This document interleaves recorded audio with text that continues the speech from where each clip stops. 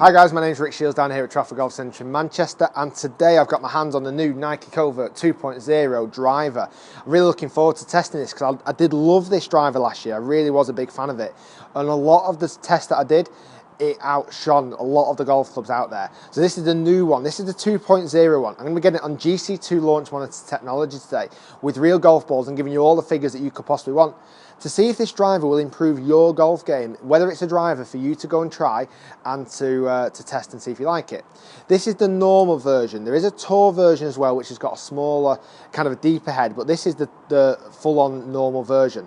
What's different about this one is that the cavity at the back, which is still there, has got more reinforced, so it's got a little bit harder, so it's sending the energy to the face a lot better. So it's got NIKE Core technology on the face as well. So the idea of the cavity at the bottom is that it stops when the club hits either from the toe or from the heel, the club's supposed to twist a lot less. It's still got the really vibrant red on the top, and it's still got the Nike tick. The only difference at the top, it's got a 2.0 alignment logo as opposed to a Covert logo that it had before. But this is a driver that is really, I'm looking forward to testing and giving it a bit of a whack. It's had a little bit of a facelift on the bottom, but not too much. That shouldn't affect the performance of the golf club. But it's got a little bit of a facelift so you can see it's new. And it's got a new grip. So this is the new Tour Wrap grip. The white ones come on the normal grip, and the red ones of these come on the Tour version. Like I said, the Tour version last year wasn't very well kind of received because it was almost a bit too hard to hit, but I think they've changed that now this year. So we're going to be giving it a hit and getting it on the GC2 launch monitor and seeing how far this bad boy goes. So behind the ball, I do absolutely love it. I think it's got such a good head to it. I think it really does stand out, so big and bold, certainly with that red kind of texture to it. The other feature as well, I forgot to mention before, is that it does have an adjustable neck. So you can change the loft of this from 8.5 degree all the way up to 12.5 degree, and you can change the face orientation to left, neutral, or to the right. So it's got loads of adjustability on this golf club as well.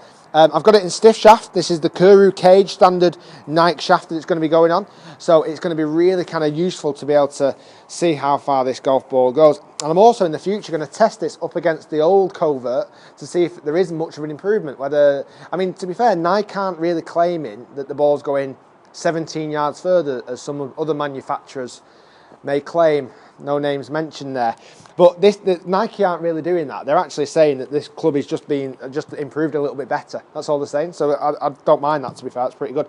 I'm also going to test the 3-wood and the hybrid and the new iron. So do check out my channel for that, or check in the links description below. They should be in there as well. So let's give it a whack. So we've got real golf balls, GC2. So we're going to give carry distances. Now my normal carry distance with driver is about 260. So we'll see how far it's going. I better check the line. I'm also going to give you some dispersion data as well, guys. See how far right and left of target this club is going. So obviously it's no use to hitting it a long way if the ball doesn't go straight. So let's give it a test.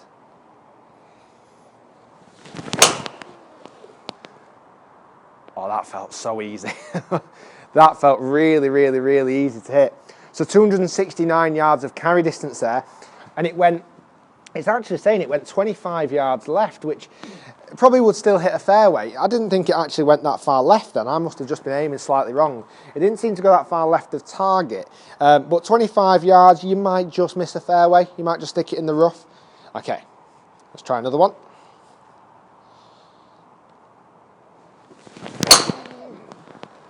That was toey. That was definitely more towards the toe of the golf club, but it didn't twist anywhere near as much as I thought it was going to do. It's still gone 259 yards. I'll be honest, that was a bit of a crappy hit, and it's gone 38 yards left of target. That is left. That's a bit dead, to be honest with you there, but that's only because it hit the toe, and the club still would have. There would have still been an effective gear effect, which would have made the club turn, the ball turn more to the left. Right. That was a bit more my error there, so I might take that one out of the actual carry distance data on that. Let's go for 3 more. Oh, that felt solid. That felt more out the middle. That was really nice. 265 of carry distance and only 4.1 yards to the right. So not a bad hit at all. That's more like the carry distance I would expect. Like I said, I'd normally get about 260 with my driver. I've got the Ping i15 at the moment. So let's see if that can just outpip that.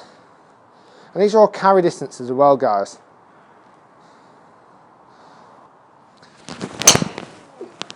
It's a little bit down the left side, but felt like I hit that really solidly. So it's gone 268, a much better carry distance, and 17 yards to the left. So again, I would still say that was on the fairway, so to speak. Okay, so it's starting to now average over the distance I would kind of expect. We're on average at 264 at the moment. I can probably get a few more yards out of this just yet.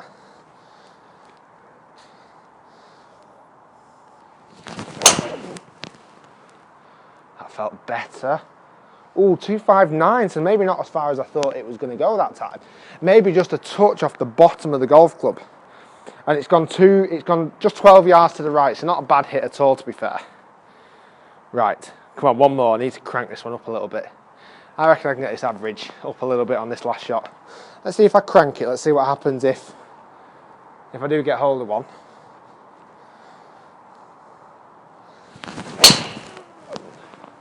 Oh, that was better. That was more out the middle. That was a much harder hit as well.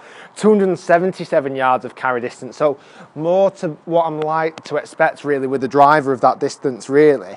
I mean, I did try and hit that harder, but it was interesting. It only went 6.7 yards to the right. So it was more accurate hit and I hit it further. So that's really raised the carry distance up quite nicely now. So I'll pop all the figures up on screen for you. And if we look along the column here, we've got the ball speed on the left side. My normal ball speed is about 160, I'll be honest, with my normal club and using the ball that I've used, the Titleist Pro V. So 160 ball speed is pretty good. The launch angle there is about optimum. So that's launching for me at about 12.9, which is about right. Like I say, I've got this set up at 9.5 at the moment. There's a lot of talk about lofting up. I have done a tailor-made SLDR video on lofting up and the advantages and disadvantages of that and how far I hit it differently. So you can check that out. I'm going to put a little logo here so you can check that out. Then if we have a look along the columns as well, this is an interesting one. About the fifth column down, fifth from the cross, sorry. 3,102 revs per minute backspin. Now that is too much for me. So it's going to be interesting. I'm going to test the Tour version of this driver. And I think, knowing the data that the Tour driver is going to spin less, I'm going to hit the Tour driver further, as long as it's still offering me the same level of forgiveness. So that's going to be an interesting test. That's coming up next week, so check that out, guys, on my channel. And the carry distance, the average carry distance there was 266 yards. So not bad. I've got a bit more yardage out of the shots that I would normally hit.